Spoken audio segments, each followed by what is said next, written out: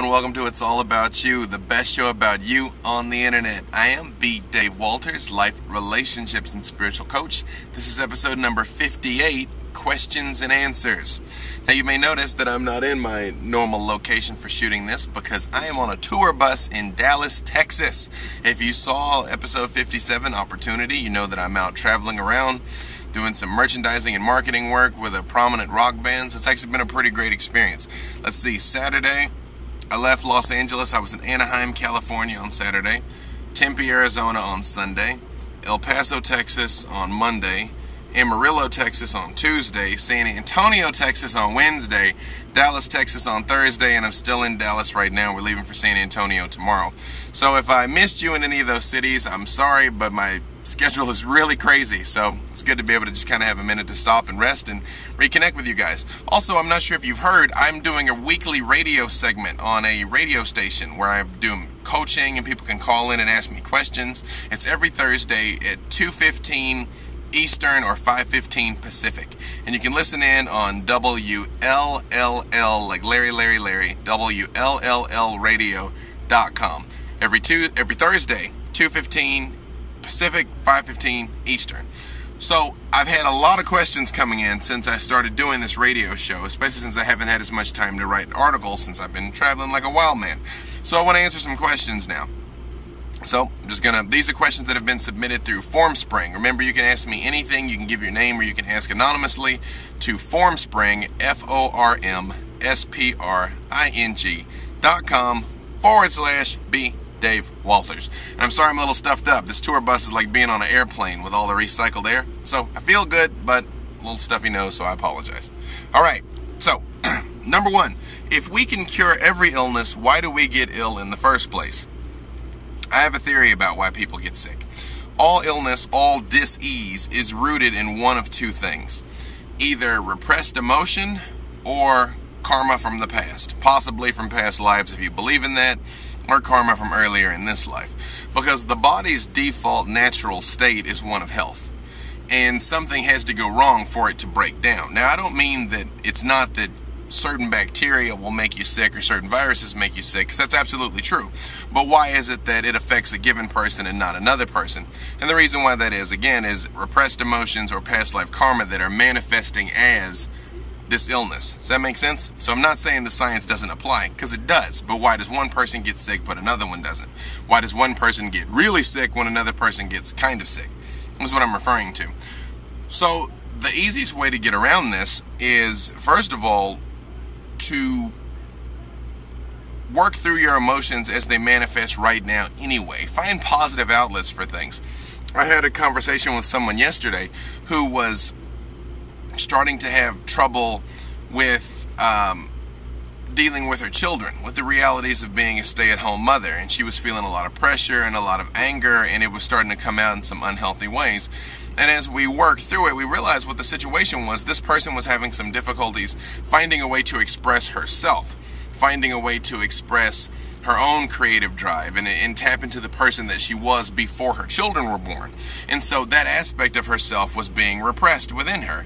And so once she finds that outlet where she can still express herself creatively or constructively or however it is she chooses, then I'm certain that all those other things are kind of going to go down and she's going to start feeling better overall.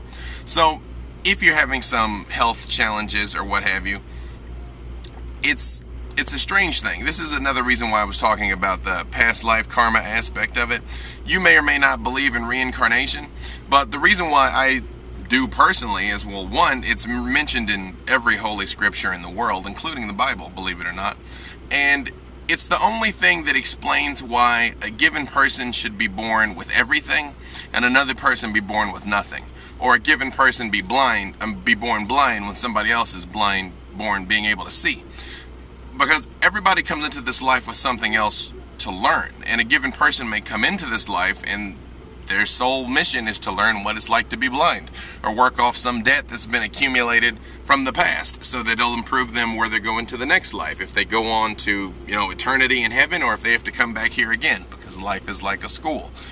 Unfortunately, I could talk all day about that. So I guess the basic answer to the question as to why do we get ill in the first place: repressed emotions, unresolved past life karma, figure out which one it is and go about working to correct it.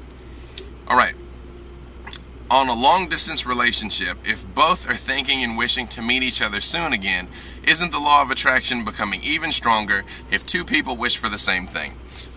Yes, it absolutely does. In fact, if you've ever heard a term called consensus reality, it's the fact that the reason why things look the way they look right now is basically because we all agree on it. It's a strange thing. This is one of the details of quantum physics, that there has to be an observer for something to take place. Somebody or something has to be paying attention for anything to exist at all. It's a kind of a bizarre concept. If you saw on my Facebook page, on my Facebook fan page, facebook.com/B Dave Walters, I posted a picture that said Schrodinger's cat is alive and it says dead at the same time. It says alive and dead. It depends on how you look at it.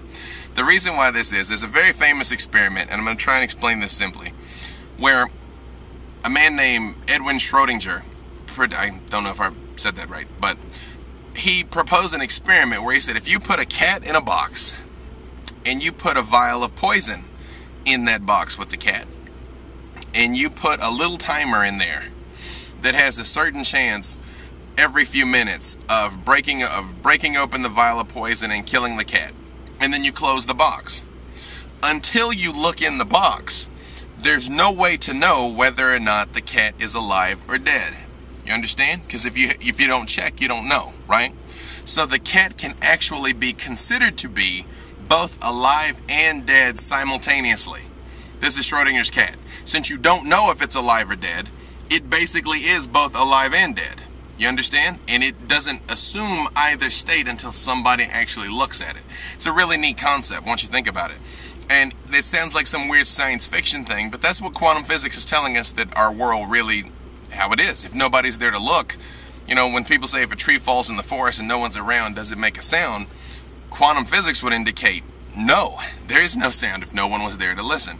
So if two people want something, or 3 people, or 5 people, or 10 people want something, then yes, it absolutely has a bigger impact. If you've ever heard about any of the examples they've done of experiments with prayer, where they've come in and prayed for cities, and like they prayed for Washington, D.C., I think they did it in New York a few times, and the crime rates noticeably drop. There's a statistically significant drop in crime rate and violent crime and stuff in cities where people are doing this, because enough people are focusing with their intention on having a specific outcome. The opposite side of this is why, like, a lot of the coverage of the war and how bad the economy is in the mainstream media is so negative and detrimental to us, because the more people start hearing, oh, it's terrible, we're in such bad shape, everything is so bad, the more people start believing it and the more it manifests. And this doesn't even take the law of attraction to take place. It's like a reason why a lot of the banks collapsed is people got scared, pulled their money out, and that's what made the banks collapse, right? Because no bank ever has enough money to pay everybody at the same time. They kind of move it around. Well, that's a really complicated idea. But the fact is, everybody rushing to pull money out to avoid collapse is what causes collapse, okay? And so that's why you always want to focus on the positive, because the more people focusing on a thing, anything, good or bad, does in fact make it more likely to manifest. Now, actually, this next one is kind of an involved answer, so I'm going to go ahead and split this for my brothers and sisters on YouTube. You guys make sure you watch part 2. Everybody else, stick with me. We're going to keep going. Hang on.